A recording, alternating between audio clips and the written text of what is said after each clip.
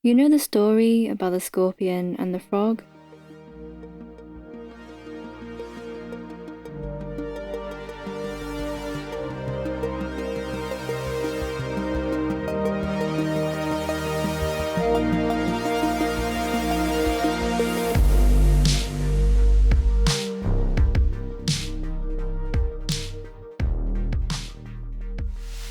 This time, I'll be attempting to recreate the legendary scorpion jacket, designed by costume designer Erin Bernach, made by tailor Richard Lim, and of course worn by Ryan Gosling as the driver in Nicholas Winding Refn's 2011 neo-noir cult classic, Drive. Except, I'll be knitting and crocheting it. But before we get into the nitty-gritty, this video will be delving deeper into the wider context of this piece, as well as its place in pop culture as one of, if not the most iconic movie jackets of all time.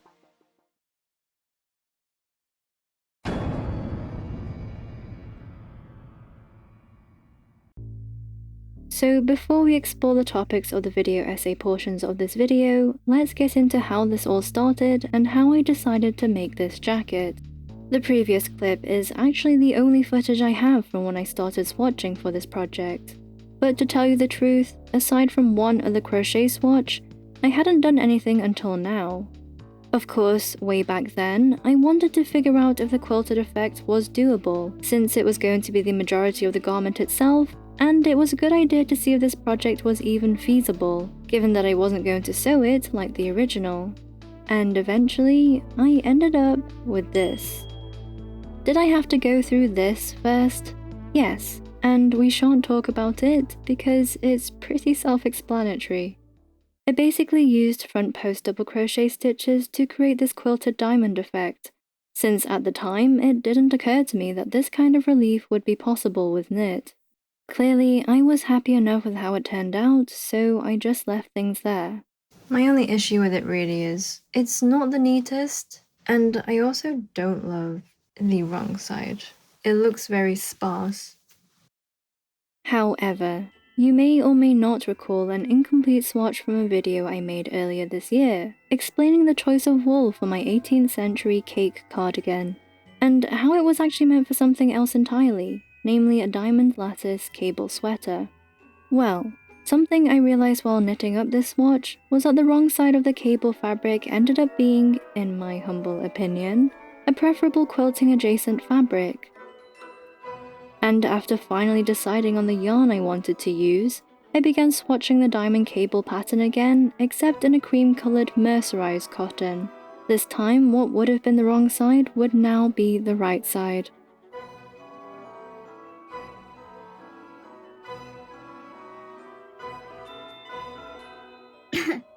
Delicious. Despite what many of the albeit cheaper remakes of this jacket may have some believe, the original was not temporary dental veneer white, but at the very least, off-white. I'd even go as far as to say a pearly white, or even an ivory. Just kidding, we all know very well that this jacket is in fact blue and black. I would like to mention that while editing, I came across a Tumblr post which seemed to quote a now unavailable GQ article interviewing costume designer Bernach. The quote mentioned that the final colour was more like silver, and the jacket is also referred to as white and not cream.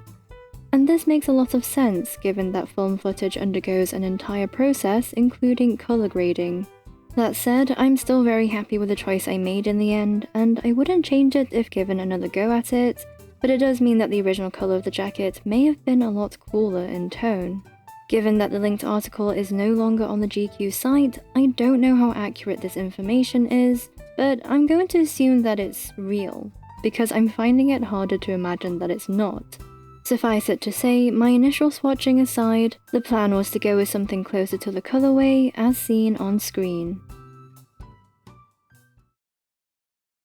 Anyway, the contrast detailing as seen in the ribbing and collar are also not black, but actually more of a dark chocolate brown, and we'll get to these elements as well as the corresponding yarn later on in the video.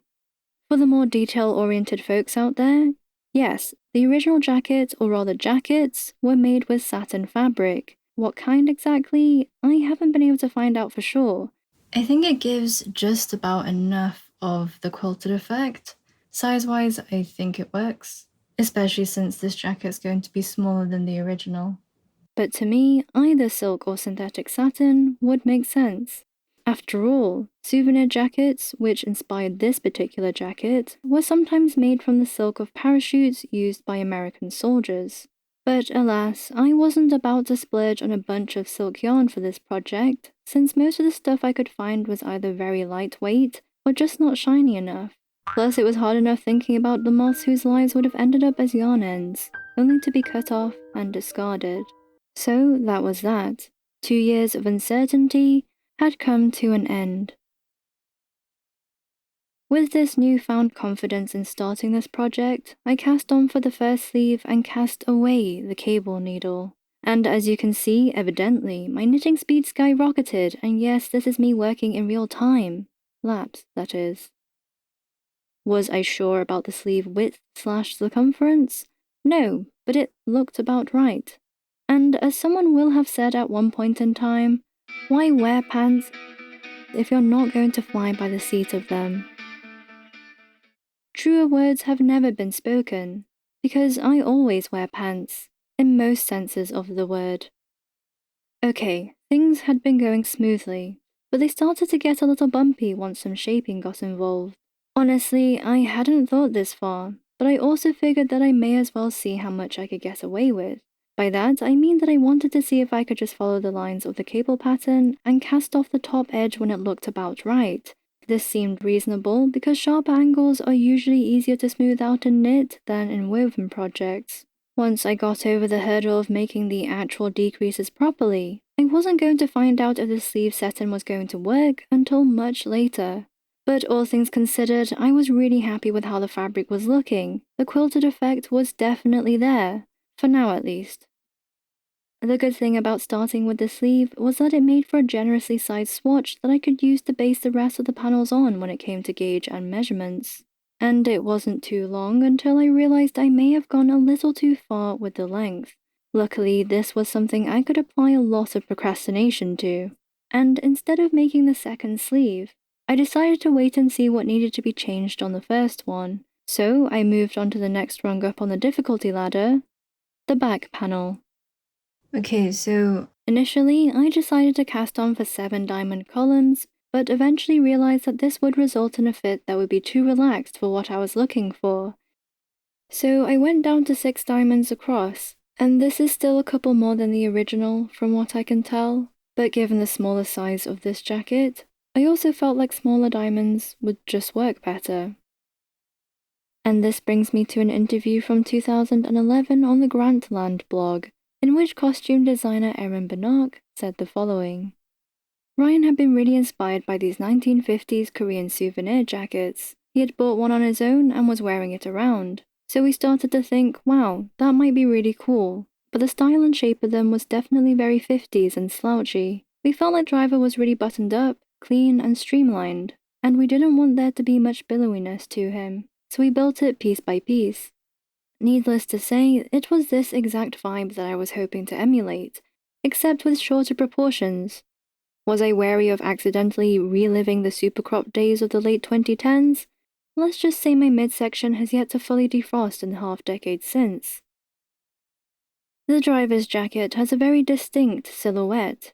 However, despite its distinctness, it is not unique, because while perusing the r/drive subreddit, I came across this post showing a cream satin Disney Imagineering jacket from the 80s with the same cut and detailing as the movie jacket, albeit with a shorter cut, a bit more volume in the waist, no quilting, and an anthropomorphic mouse instead of a scorpion on the back.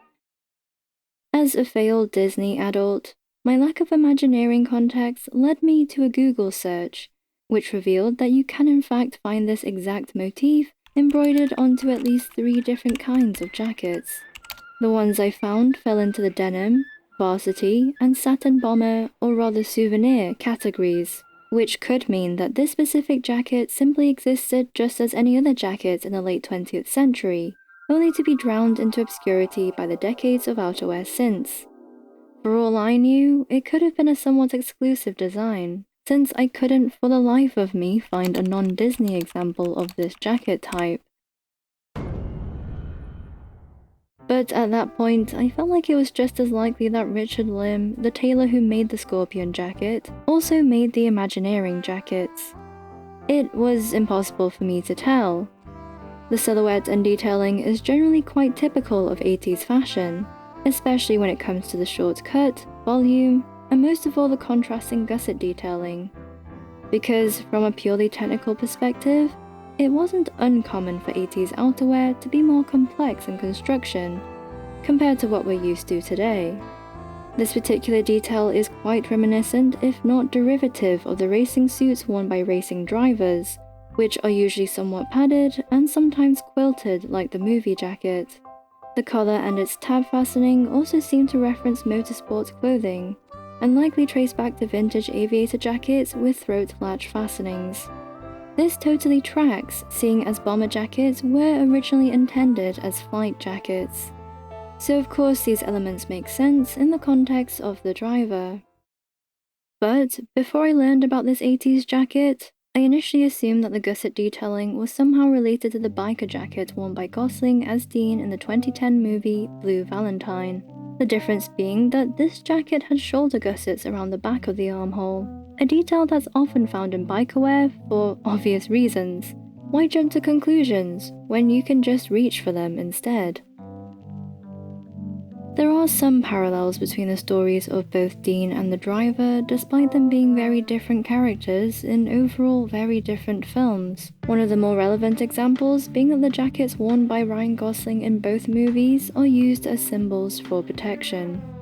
So to think there may be a link between the two movie jackets might sound a little far-fetched, but Banach was actually the costume designer for both films, so I guess it wouldn't be too surprising if there was any relation there. And because I feel like it has to be said, let us not forget this jacket with gussets from A Place Beyond the Pines, which, like Blue Valentine, was also written and directed by Derek Cianfrance, the costume designer. You guessed it. It's hard not to appreciate the seemingly serendipitous nature of these pieces, especially seeing as these films were produced separately over the course of only 2 years. It's almost as if watching these films back to back is like watching the same person, or rather main character, in parallel universes. Sure, these jackets aren't the same, nor are they used the same in each story, but they share enough similarities that they feel almost signature-like of Banach's work, and saying that it's a great touch is, in my opinion, an understatement. But back to the vintage bomber jacket, it seems reasonable to assume that this garment, though not necessarily this one specifically, played a part in the inspiration for the final driver's jacket, seeing as it is so incredibly similar. And moreover, it just ties perfectly into the movie's iconic synthwave soundtrack. The pieces really fit together perfectly here, and I really think that this flawless referencing has to be one of the main contributors to the Scorpion jacket's icon status. Another point that is perhaps worth making is that the Scorpion jacket is, in and of itself, inherently and inextricably linked to violence. The reason I thought it was worth mentioning is because of the strong theme of violence throughout the film, as well as in the driver's character. You may or may not have noticed, but the garments I've just listed in relation to the driver's jacket have, to varying degrees, links to military wear. And although you could say the same thing about a lot of the clothing we wear nowadays, especially when it comes to menswear, I'm going to keep things focused on the subject at hand. The military fashion complex is real, and it's a topic for another day. So the first example is obviously the souvenir jacket, also known as a skarjan, which is named as such because they were literal souvenirs American soldiers would either buy or commission as pieces of memorabilia from their time stationed overseas, specifically in Japan and Korea throughout the 40s and 50s, and often using their existing jackets. There's a lot of history here, and I encourage you to look into it in more depth.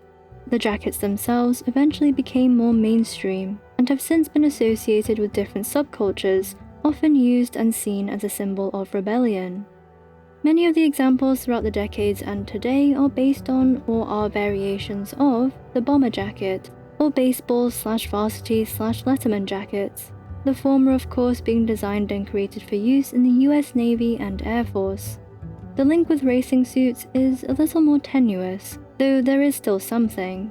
Of course, they are visually and functionally similar to flight suits, and in 1979, F1 drivers began to wear 5-layer suits, made to NASA specifications. And although NASA is not the military, there is a long history of collaboration between the two. Okay, that was a lot, and whether you deem any of this to be relevant enough is up to you. Again, a lot of this is applicable to a great deal of contemporary and historical fashions. One of the themes that appears throughout the story is how the driver seems to be incapable of escaping violence, even more so as he too perpetuates it. And all I'm saying is that maybe if he wore a different jacket, then... Essentially, in the film, the wearing of the jacket is the self-fulfilling prophecy. It is the rare kind of subtle yet unsubtle foreshadowing that really works. The jacket is, simply put, a symbol of violence, even when it's used to protect. If not especially. It is likely the language the driver truly understands the most, apart from whatever language cars speak, of course. Vroom vroom. For the back panel, I had to make decreases on either side to create slopes for the side gussets, as seen clearly in this diner scene. Now off topic, but kind of on, I couldn't help but wonder if this specific scene was meant in some way as a reference or even tribute to James Dean, one of the most influential Hollywood figures back in the 1950s. He too wore an iconic jacket, a red Harrington to be exact, in Rebel Without a Cause. James Dean tragically passed in a car crash in California while preparing for a sports car racing event. His last meal was reported to be a slice of apple pie and a glass of milk at the original Tips restaurant at Castaic Junction. And here in this scene we see the driver, Ryan Gosling, who a number have likened to Dean himself, sitting in a Californian diner, sat with a slice of what looks to be apple pie. The glass of milk, however, is nowhere to be seen. So never mind, I guess.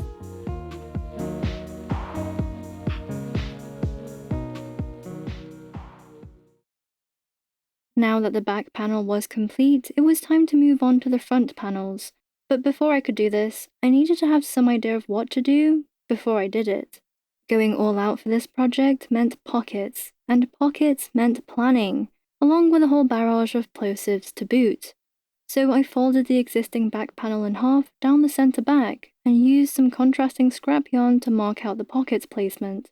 Only, the trouble was, I had no idea where it was supposed to be exactly, but it made sense to basically mark a vertical line right about here. It was a cable knit. Why on earth would I ever dream of making it sloped?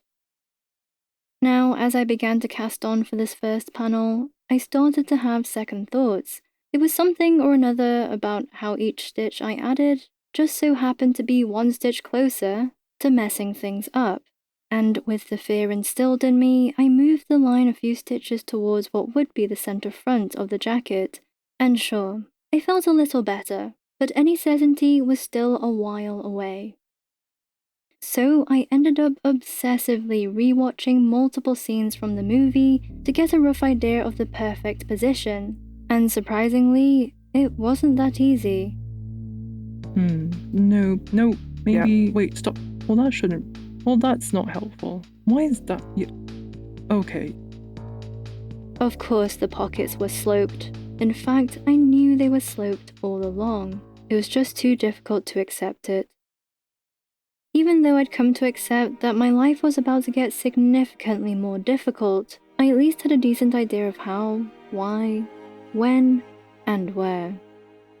Now, here comes the complicated part. So, in the simplest way I can put it, I basically needed an overlap, where the front of the pocket would sit in front of the inside of the pocket, all while maintaining the appearance, or rather the flushness, of a single front piece. All of this had to be done while also figuring out how I was going to make a sloped opening at an angle that was completely foreign to the cable pattern it was to cut through. Truth be told, this combination was the screeching of the proverbial nails on a chalkboard. I had been hoping to avoid it, but of course I simply couldn't resist the chance to be unrelentingly faithful to the original in the most arbitrary way. You might be thinking, why not just knit the bottom part twice and then join both pieces together at the top of the pocket to form one layer up to the shoulder? That was an option, but I didn't want to deal with the potential bulk, the waist ribbing fiasco that would ensue, or the extra weight, in case it had an unbalancing effect on how the jacket sat or looked when worn. So I did something else, something in between the aforementioned option and having no overlap at all. I decided to work up the front-facing layer of the pocket first, before returning to the bottom of the pocket and working the inner layer by casting on some more. Okay, I'm gonna start afresh. Oop. I think I've gone too far. Yeah. Here's the thing. This would leave me without functioning pockets, but with the illusion of them. What was the point? This scene was the point. This scene is why there was no choice in the pocket versus no pocket matter. The hands in pocket silhouette was and is everything. It was the quote buttoned up, clean and streamlined look personified. And my biggest cope? That knit fabric and pockets barely go together anyway, and although functional, have mostly gone underappreciated in my previous projects. Additionally, I could just make them functional whenever I felt like it, if I ever felt like it, using whichever fabric I felt like. The pockets wouldn't even have to be attached to the waistband. Besides, knowing full well what little I knew of the mountains of work ahead, there just wasn't enough strength to spare in reworking or restarting this early on in the climb. It was self-preservation at its finest. Would I have done things differently? Probably not. It was somewhere in the midst of the fevered front panel construction that I decided to take some time to create the accompanying accessories that this jacket simply should not be without. The driving gloves. I was initially going to use a brushed cotton to make these, but it just didn't seem appropriate for what was meant to be a leather glove, so I ended up choosing a mercerized cotton crochet thread instead. The journey of making these gloves was long, arduous, and most unforgettably, soul-destroying. But it was all worth it in the end, because I love how they turned out. And if you'd like to see how they came to be out of the thinnest of air, the full video is available on my Patreon. Maybe I'll see you there. It would be remiss of me to make this video exploring the appeal of the Scorpion jacket without at least mentioning literally me. Not literally me, even though I am literally making the jacket, but the literally me internet trope, which is defined on Know Your Meme as originally being a copy pasta often used in tandem with images that the poster believes represent them metaphorically. The word literally is used ironically since the associated images are often animated or other characters which could not be the human author of the post. There is also the literally me syndrome / wow that's literally me sect, which is also defined on the same site as referring to a series of images in which a certain individual relates to characters from films, TV shows, and other media, usually outsider figures with certain redeemable qualities. These images are used to poke fun at these individuals due to their supposed lack of the positive qualities that the film characters possess. It probably won't be all that surprising, but I can't really relate to this trope, nor have I tried, though I have enjoyed many of the films that are commonly referenced. Despite the deeply ironic jokes I've made in the past, I actually cannot fathom truly relating to Patrick Bateman or Tyler Durden.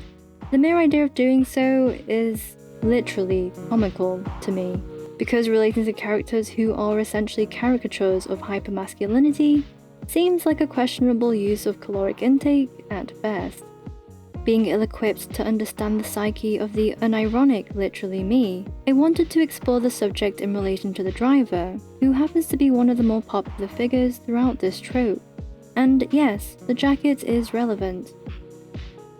In a GQ article from 2023 titled "Meet the Men Who Still Wear the Infamous Jacket from Drive," Jack King interviews an individual named Kaya, who said the following: "There was something about Gosling's character I related to heavily. He's sort of this loner guy who nobody really understands. I felt a connection with this unnamed character and instantly knew I needed the Scorpion jacket for myself." I think this simple explanation makes a lot of sense. I think it's likely most of us can relate to the feeling of not really being understood at one point or another in our lives. But I think what makes the driver different to the Batemans, Durdans, Tony Montanas, and Travis Bickles is that the inescapable tendency towards hyperviolence aside, he is, perhaps undoubtedly, someone we would all appreciate in our lives. He is, after all, otherwise the definition of a stand-up guy. A real hero. A real human being. There. I got it in.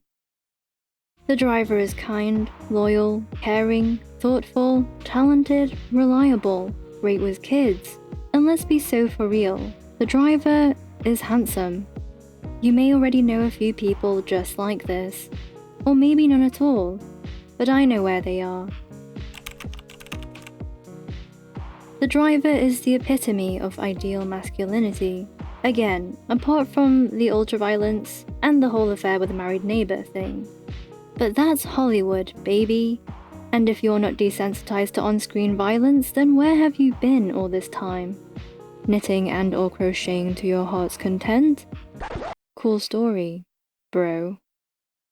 The driver ticks the anti-hero box on the checklist of the neo-noir genre. He is, by definition, meant to be imperfect, and without this imperfection, he would cease to be relatable at all. He's the perfect guy, with a heavily glorified imperfection. So I can understand why so many love and even obsess over this jacket, going to great lengths to own the most accurate of replicas. Drive is the story of a hero who, though imperfect and capable of great harm, uses his powers for good. As director Nicholas Winding Refn said in an interview from the 2011 Cannes Film Festival, "I had this idea that I wanted to make it a fairy tale, where the driver character is a mythological character. He's like Shane or John Wayne. He's part of American folklore, the hero that comes in and protects the innocents against the evil that men do, and in that turn exercises his own inner demons by sacrificing himself for the goodness of love and purity." It's hard not to understand the deep-seated appeal of this. The point is that although we may not live in a fairy tale, we can, at the very least, dress like it. But why am I, a non-man, a member of the global sorority, making it for myself? Well, it's kind of a long story. I first watched Drive not long after it came out, and of course I thought it was a great film. Fast forward a few years, and I spotted my first Scorpion jacket replica in the wild. And suffice it to say, I was pretty disappointed, because it didn't look like a good one. But regardless, the young man wearing it happened to be walking away on the opposite side of the road, bathed in the warmth of golden hour lighting. And I remember thinking that even though his jacket didn't quite reflect the quality of the original, none of that mattered. He was still the main character in the movie of his life. The rest of us were just extras. This was a memory I wouldn't recall again until after starting this channel, when I first decided I wanted to try and recreate this jacket, a version I would actually like and want to wear all the time. Maybe I too could feel like the main character, just like the stranger from all those years ago. But one of the many obstacles I faced was a pretty fundamental one. Other than looking badass, I had no idea what the Scorpion meant, if anything. So I decided to actually find out. The relief of completing each body panel was sweet, but short-lived. Luckily for me, there was an additional silver lining, which was figuring out the armhole and subsequent gusset construction. And although a small part of me was terrified at the thought of not knowing how or if it would even work, I was still excited to find out. It made intuitive sense to work the edge of the larger armhole first, since it would still be with the same yarn. To do this, I seamed the front panels to the back one and crocheted the shoulder edges together. I then picked up stitches around the newly formed armhole and began to work in the round in a 1x1 rib. I decided against a straightforward stockinette, since the rib would provide somewhat of a safety net with the additional negative ease. This was, after all, a stiff cotton, and there wasn't much elasticity to begin with. In other words, things would look bad if they got too loose over time. To provide some shaping and to get this part to resemble the original more, I also used center double decreases as you would with a V-neck collar. I wasn't the biggest fan of the center column here, but I felt it was my best option to get things as flush with the side as I could. I preferred this to making decreases on either side. It turned out that the scorpion references the fable of the scorpion and the frog, which goes as follows. A scorpion wishes to cross the river, but being unable to swim, could not. So the scorpion asks the frog to carry them across the water. But the frog is worried that the scorpion will sting it if it does. Doing so would surely result in both of their demises. The scorpion assures the frog that stinging it would of course go against its own interests, so the frog agrees and begins to carry the scorpion over the water. But alas, while halfway across the river, the scorpion stings the frog. And when the frog asks the scorpion why, the scorpion replies that it was simply in his nature. The moral of the story: not only that the compulsions of man are part of his nature, but that at the same time, one can be too trusting. In the same sense that I've never really identified with the driver, I also didn't particularly identify with the parts of him that the scorpion embroidery so perfectly symbolized, probably because my life isn't exactly movie-worthy. That said, self-sabotage does tend to be a recurring theme here, so maybe I was wrong. I had a lot more thinking to do, but to answer why I decided to make this scorpion jacket, well, technically, I'm not going to.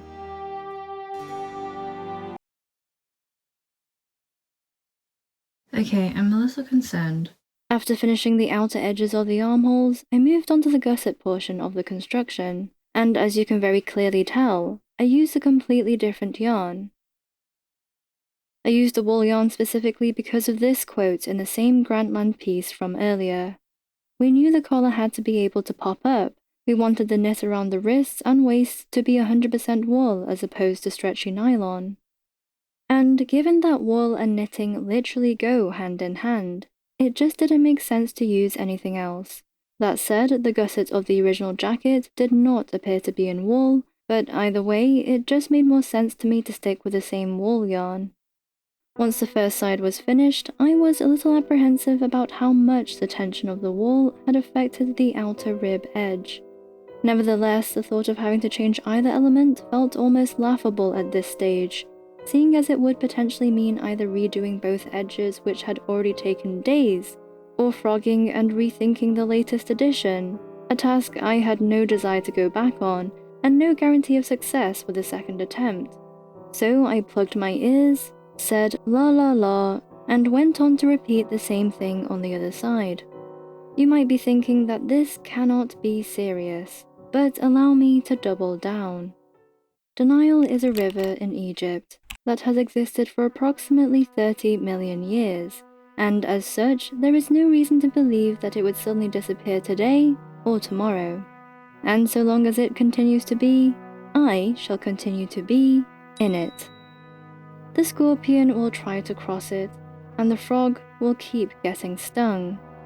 Okay, so maybe that's not quite the case. The real problem was a tragic amount of a somewhat founded optimism. You see, I had hoped that there was nothing that a bit of wet blocking and seaming couldn't fix. In my temporary vision of reality, there was still the possibility that relaxed fibers, combined with the weight and resulting physics of the completed jacket, could be enough to fix the awkwardness. And why fix something if you don't even know for sure that it's broken? Sure, I was probably getting a little too ahead of myself, but there's nothing like a separate past mistake surfacing to remind you that there is no getting off scot-free in this life. I messed up the sleeves, big time, and the lowest point of the armhole was more along the lines of a drop shoulder proportion. The shaping at the top was, to say it plainly, disastrous, especially after completing the gusset and realizing that the numbers were never numbering in this universe. For this one, I made it a little too short, and I say that because the shaping starts a little too early. And as you can see, that's supposed to be the armpit, and it definitely isn't. So instead, what I'm going to do is I'm going to work up until maybe here and then start the shaping again. And this time I'm going to try and do German short row shaping, because I don't think this particular shaping will end up working, stitch count wise at least. I also want to graft the sleeve into the armhole, which means that German short rows are probably my best bet to get any shaping, but if not, then I will just go with a completely straight sleeve at the top, which will be more like a drop shoulder, so I'm really trying to avoid that, but it will still be better than whatever this is. Call it hubris, but I didn't do my due diligence when it came to the second sleeve, even though it was shortened, and therefore an improvement on the first one. I'd actually shortened things by half a diamond row too much. This is simply the reality of freehanding when coupled with little to no testing. My only option was to frog, but little did I know that this was only the beginning. It was hard to fathom how much of an improvement the new sleeve top redo was, and for the first time since the last time, I was excited about things again. So, to calm my nerves, I decided to move on to the waist ribbing. I will add, however, that this wasn't all that straightforward, only because I had to include a section of cream at either end using intarsia, because that was going to give me the most seamless finish, and although the gauges were kind of close, they weren't exactly the same, so that ended up being some white noise in the background throughout the entire process. Luckily, it worked out, but at this stage, given that I'd sized down so much and double knit for most of the length, my hands were screaming. Not as much as my soul was about to, though, because drought season had arrived, and the banks of denial had dried up. There was no more river to cross. I just couldn't pretend any longer. So as you can see here, this cream ribbing here should really sit closer to the side of the body like this. And to do that, I basically need to decrease the number of stitches that I pick up. I did think about possibly just adding some elastic just to keep everything together, but the problem is that even if I do that, there will still be some extra fabric at the very edges, which is not good. I have added the ribbing, and I think it's okay. I think it could be a little looser, but I've also decided that I do want it a bit tighter just so that it doesn't get too loose over time the more I wear it. I did consider leaving things as they were, but the truth is I just don't think it looks very good. So in this case, I'm going to undo both of these armholes here, just this part. This is going to be extra annoying because I used the tubular cast off, which means I'll have to undo all of the stitching that I did, as well as frog everything and start all over again. Fortunately, it's possible. It won't really affect the other work that I've done on it so far, but it is a little disappointing. And of course, it's not that bad, but it is also not that good. And since it is possible for me to fix it, I'm just going to. Was it the end of the world? No. Honestly, had I been someone other than myself, it might not have annoyed me as much as it did, and all things considered, I think it would be reasonable to just keep things as they were. But trying to be someone else was just about as realistic as wearing 4-inch stilettos to our heist. It was impractical at best, and downright dangerous at worst. No matter how the progress sat on the stand, no matter how much I tried to see how it would fit and sit on me, even though things looked okay at times, I had undeniably lost the faith needed to keep things as they were. And so it began.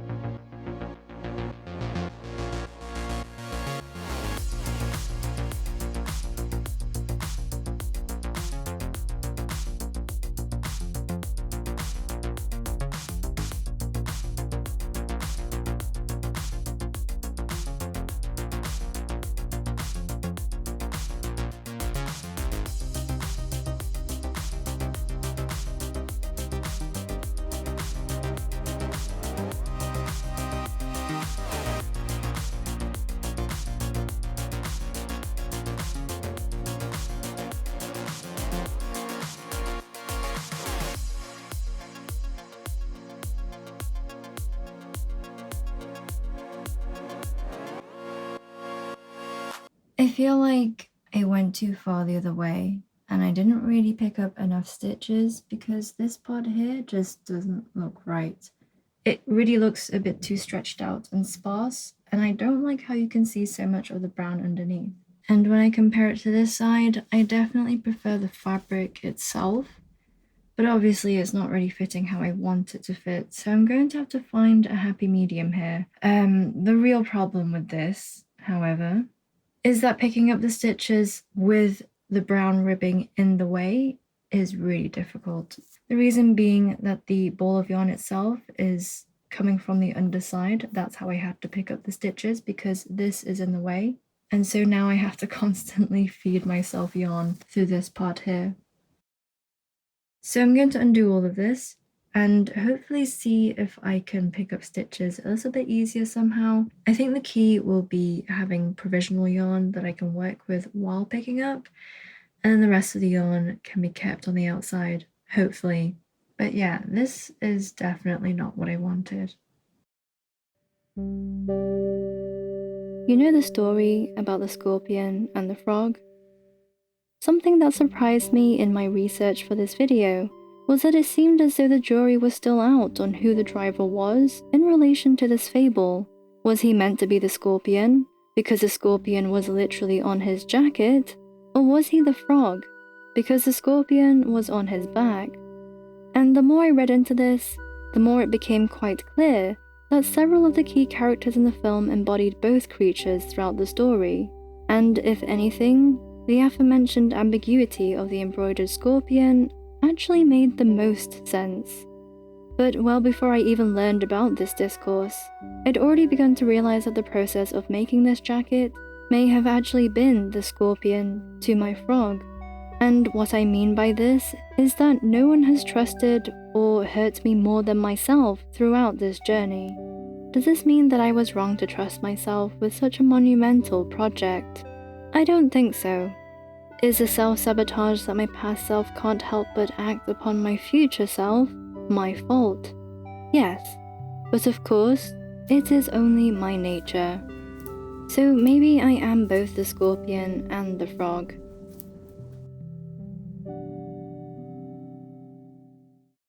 But I refuse to be labelled, and in defiance of said labelling, this jacket will not be a jacket of being, but a jacket of doing.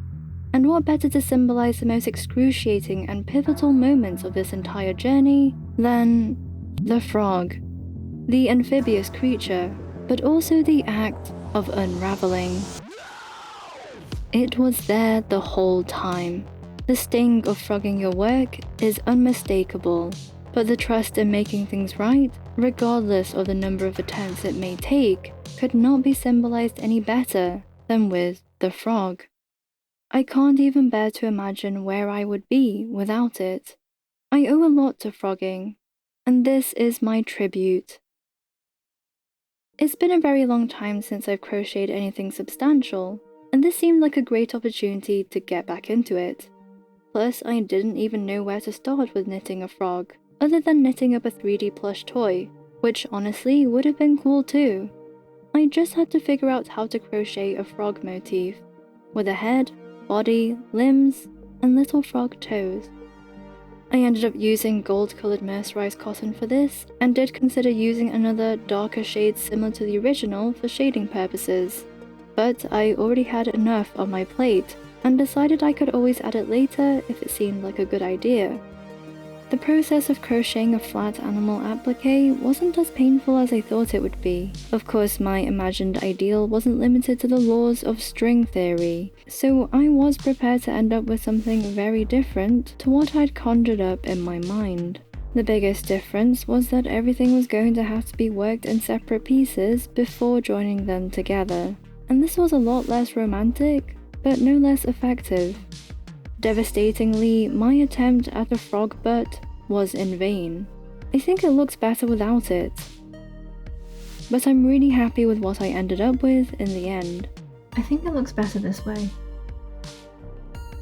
There is also something incredibly satisfying about using increases for shaping and decorative purposes. So all in all, I'm glad I chose to crochet this part after such a long break. Muscle memory continues to save the day. I'll admit, the collar had me stumped. At first, I thought about working it from the top down by, yet again, double knitting but with 2 different yarns to create both sides of the collar simultaneously. So for the collar, I tried double knitting using the invisible cast on, and as you can see, it's not working too well because the yarns don't match at all. The invisible cast on was amazing, but the tension of the lighter weight cream yarn just wasn't looking up to par, and I didn't want to continue with it.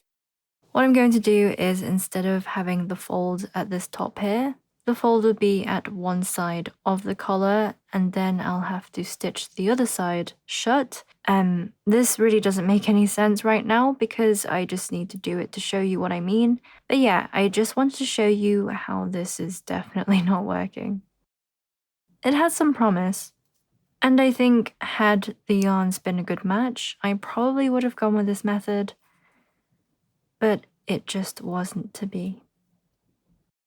But don't get me wrong, I wasn't expecting miracles here, and I knew the cream fabric would be stretched out unless I was willing to do a lot more experimentation with the stitch counts. 40, 41, 42. And I wasn't. So after some more mental gymnastics, I decided to have the 2 colours joined at one side instead, and cast on provisionally before working both sides and grafting them together at the end. So I should have started casting on with the cream rather than the brown, so I'm just going to restart, and I think I might have to rethink the stitch count as well. Not sure yet. It's worth bearing in mind that working in the round wasn't really an option given that there were only 2 colours. Technically there was a way around it, as in working flat while in the round, but the mere thought of how that would go was not for me.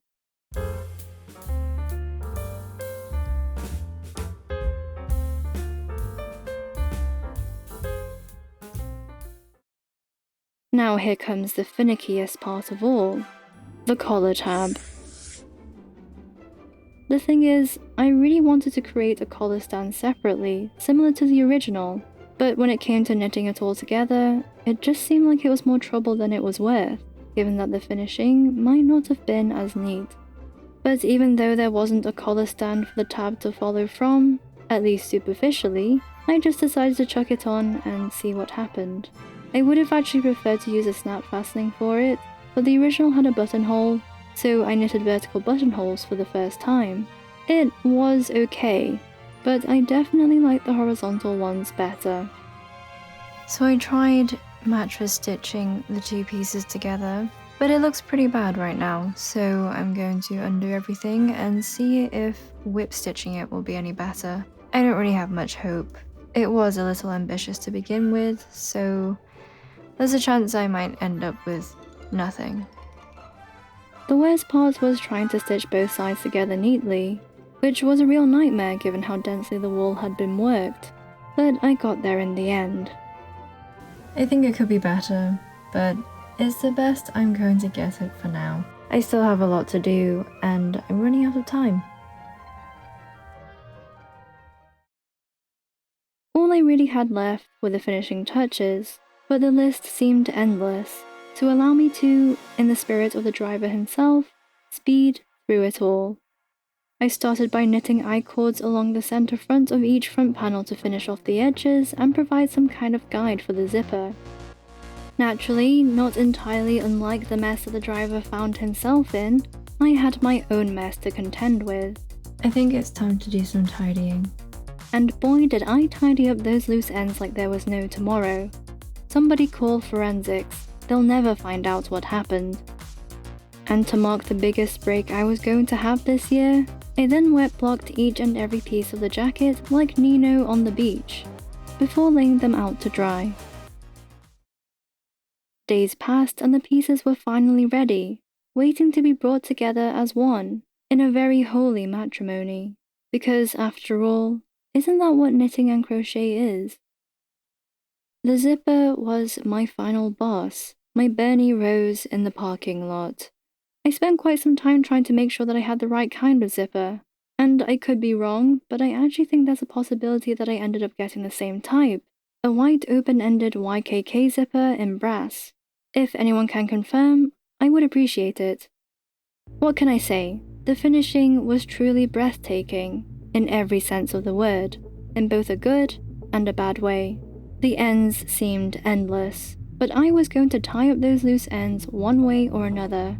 I also added some crochet here and there to neaten things up and add some extra definition. And how could I possibly forget the reason for this jacket to exist, the raisin debt, which is apparently a sweeter debt than accidentally owing money to the mob.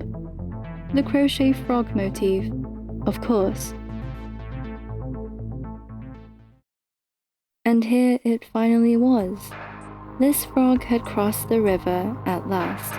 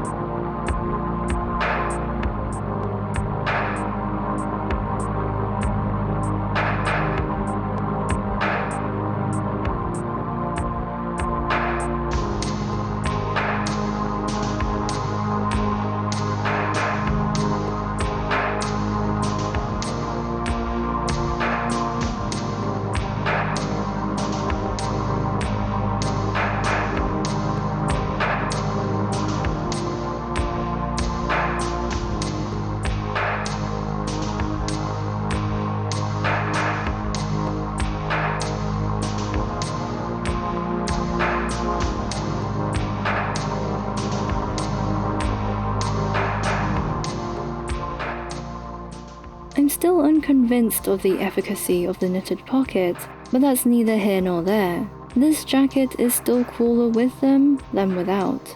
Was all the frogging worth it? Yes, I actually think it was. Do I finally feel like the main character? Is the driver literally me? No. Literally, I can't relate. Although perfection remains a fictional character in this reality, this jacket is the imperfect anti-hero of this story. Because if there's one thing I've learned, is that it is and always was the main character for me. And the technical challenge of knitting and crocheting it from scratch was all I ever really wanted. It's hard to believe just how close it is to the jacket I imagined, the jacket I had always hoped to achieve. There's still a part of me that wants to go back in time and change all the little things I'd do differently. But to keep those thoughts at bay, I think I'll just go for a drive or something.